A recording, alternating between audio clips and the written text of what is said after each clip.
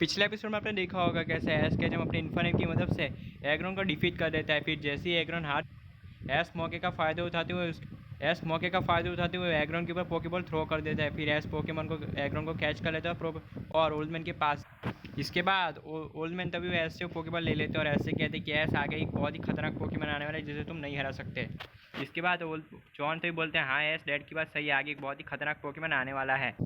इसके बाद तभी हम ब्रॉक को देखते हैं। ब्रॉक तो बोलते हैं कि मुझे पता है तुम लोग किस पोकेमॉन की बात कर रहे हो, और अब देखिए आगे। इसके बाद तभी हम एस को देखते हैं। एस तो बोलते हैं कि ओल्ड मैन फाइनल में यहाँ पे आ चुका हूँ, अब बताइए मेरा फेवरेट पोकेमॉन कौन सा होने वाला है, मैं उसको कैच करने को तैयार हूँ।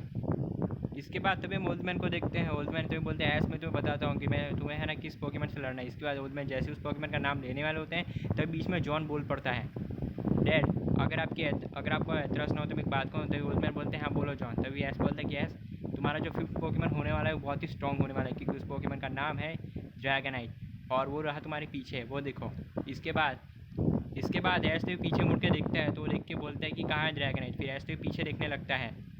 इसके बाद तभी हम ड्रैगनाइट को देखते हैं जो कि पीछे से आके एस के ऊपर अटैक कर देता है, जिसकी वजह से एस नीचे गिर जाता है और इसको काफ़ी ज़्यादा डैमेज पड़ता है। फिर एस के मौके का फ़ायदा उठाते हुए है ना ड्रैगनाइट के ऊपर पोकेबॉल फेंकने की कोशिश करता है। ये देखिए ब्रॉक काफ़ी ज़्यादा शॉक हो जाता है। ब्रॉक बोलता है कि ऐसे तुम क्या कर रहे हो, तुम ड्रैगनाइट को कैच नहीं कर सकते, भूल गए पहले तुम इसको हराना होगा तभी तुम इसको कैच कर पाओगे। इसके बाद तभी मैच को देखते हैं। बोलते हैं कि ब्रॉक तुम्हारी बात सही है, मुझे किसी भी तरह ड्रैगनाइट को हराना होगा।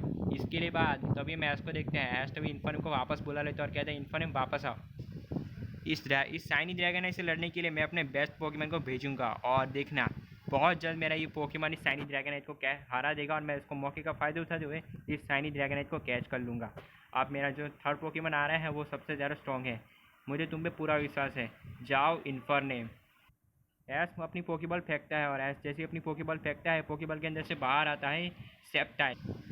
एस जैसी पोकेबॉल फेंकता है एस की पोकेबॉल से बाहर आता है ग्रास टाइप का super strong Pokemon septile. Septile जैसे ही बाहर आता है वो ड्रैगनाइट के ऊपर अटैक कर देता है। वो ड्रैगनाइट के ऊपर यूज़ करता है हाइपर बीम अटैक का, जो कि एक नया मूव होता है जो कि एस ने से अपने सेप्टाइल को सिखाया था। ये अटैक सीधा जाके ड्रैगनाइट के ऊपर लग जाता है।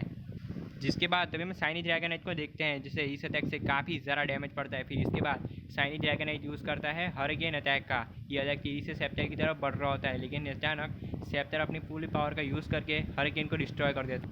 फिर इसके बाद तभी हम ड्रैगनाइट को देखते हैं जो कि है ना अपनी तेल का यूज़ करके एक काफ़ी बड़ा धुआं ला देता है और चारों तरफ स्टेडियम में चारों तरफ उस जगह पे धुआं ही धुआं फैल जाता है। किसी को कुछ समझ नहीं आता कि क्या हो रहा है। इसके बाद मौके का फ़ायदा उठाते हुए ड्रैगनाइट धुएं के अंदर जाता है और फिर सेप्टाइल के ऊपर यूज़ कर देता है मेगा पंच अटैक का। एक बहुत ही पावरफुल मूव होता है जो सीधा जाके सेप्टाइल के ऊपर लगता है और अटैक जैसे ही सेप्टाइल के ऊपर लगता है सेप्टाइल को इससे काफ़ी ज़्यादा डैमेज पड़ता है। फिर इसके बाद तभी हम दूसरी तरफ एस को देखते हैं। एस बोलते हैं कि सेप्टाइल तुम हार मत मानो, मैं तुम्हारे साथ हूँ, अभी यूज़ करो सोलार बीम अटैक का। इसके बाद तभी हम एस के सेप्टाइल को देखते हैं जो कि अपने signature move solar beam attack का यूज़ करता है। वहीं पे दूसरी तरफ हम ड्रैगनाइट को देखते हैं जो कि यूज़ करता है एक बहुत ही powerful fire type move fire punch attack का।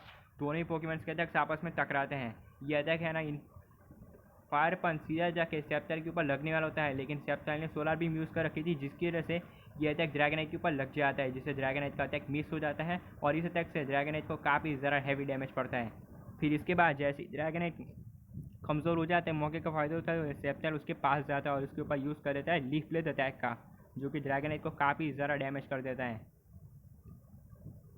इसके बाद सेप्टाइल यूज़ करता है बुलेट सीड अटैक का, जो कि तेज़ी से ड्रैगनाइट की तरफ बढ़ रहा होता है, लेकिन ड्रैगनाइट फ्लेम थ्रोर अटैक का यूज़ करके सोलार भी है ना बुलेट सीड को डिस्ट्रॉय कर देता है और साथ ही साथ सेप्टाइल को भी डैमेज कर देता है, जिसकी वजह से सेप्टाइल को भी डैमेज पड़ता है।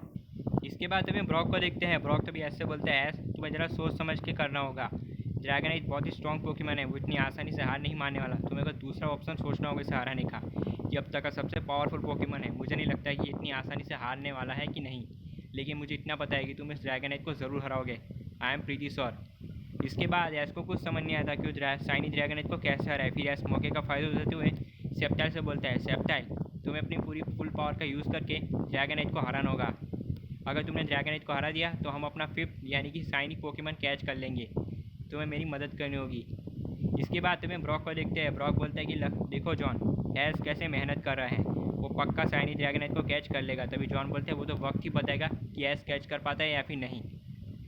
इसके बाद तभी हम शाइनी ड्रैगनाइट को देखते हैं जो कि तेजी से ड्रैगन सेप्टल के पास जाते उड़ता है और सेप्टल को पकड़ लेता है और फिर यूज़ करता है साइज़मिक टॉस अटैक का। वो इस अटैक को यूज़ करने के लिए सेप्टल के पास जाता है और सेप्टल को पकड़ लेता है और फिर सेप्टल को पकड़ के वो हवा में ले जाता है और उसे काफ़ी सारे चक्कर कटवाता है पृथ्वी के। इसके बाद मौके का फ़ायदा उठाते हुए ड्रैगनाइट सेप्टल को नीचे पटक देता है, जिसकी वजह से सेप्टल को काफ़ी ज़्यादा डैमेज पड़ता है। इसके बाद एस तभी सेप्टल से लीफ ब्लेड अटैक यूज़ करने को बोलता है। वहीं पे शाइनी ड्रैगनाइट यूज़ करता है थंडर पंच अटैक का। दोनों ही पोकेमॉन्स के अटैक्स आपस में टकराते हैं और दोनों की पोकेमॉन्स के अटैक्स आपस में टकरा के ब्लॉक हो जाते हैं। इसके बाद एस तभी सेप्टल से दोबारा बुलेट सीरीज अटैक यूज़ करने को बोलता है, जो कि शाइनी ड्रैगनाइट के ऊपर लग जाते हैं, जिससे शाइनी ड्रैगनाइट को धीरे धीरे करके डैमेज पड़ना स्टार्ट हो जाता है। इसके बाद तभी अचानक एस का सेप्टल ज़मीन पे बैठ जाता है, जिसकी वजह से उसे काफ़ी ज़्यादा थकान हो चुकी थी। मौके का फ़ायदा उठाते हुए हम दूसरी तरफ ड्रैगनाइट को देखते हैं, जो कि सेप्टल के पास जाता है और सेप्टल के ऊपर यूज़ कर लेता है फायर पंच अटैक का, जिसकी वजह से सेप्टल को काफ़ी ज़्यादा डैमेज पड़ता है और सेप्टल एक ही अटैक से काफ़ी ज़्यादा घायल हो जाता है। वहीं पर हम दूसरी तरफ एस को देखते हैं, जो कि बोलते हैं, सेप्टल तुम ऐसे हार नहीं मान सकते, तुम्हें किसी भी हालत में इस बैटल को जीतना होगा। दोस्त दिखा दो अपना कमाल, दिखा दो सबको कि तुम में कितना दम है। इसके बाद एस भी सेप्टल से बोलता है, सेप्टल उठो, यूज़ करो सोलार बीम अटैक का और इस बैटल को ये पे ख़त्म करो। सेप्टल ऐसा ही करता है। इसके बाद तभी हम सेप्टल को देखते हैं, जो कि अपना सबसे स्ट्रॉन्गेस्ट मूव यूज़ करता है सोलार बीम अटैक का। दोनों ही पोकेमॉन्स के अटैक्स आपस में टकराते हैं। वहीं दूसरी तरफ ड्रैगनाइट भी यूज़ करता है हाइपर बीम अटैक का। दोनों ही पोकेमॉन्स के अटैक्स आपस में टकराते हैं, जिसकी वजह से काफ़ी बड़ा धमाका होता है। धमाके की वजह से चारों तरफ उस जगह पे स्मोक फैल जाता है।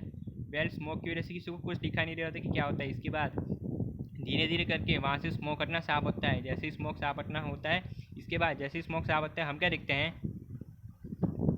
क्या देखते हैं कि ड्रैगनाइट काफ़ी ज़्यादा डैमेज ले चुका था और वो काफ़ी ज़्यादा इंजेक्ट हो चुका था और वो ज़मीन पे ही खड़ा होता है। लेकिन दूसरी तरफ हम सेप्टल को देखते हैं, जो कि सेप्टल की भी हालत काफ़ी ज़्यादा ख़राब हो चुकी थी। सेप्टल ने अब तक काफ़ी ज़्यादा डैमेज ले लिया था, लेकिन फिर भी हमारा सेप्टल हीरो की तरह खड़ा था। और वहीं पर हम दूसरी तरफ शाइनी ड्रैगनाइट को देखते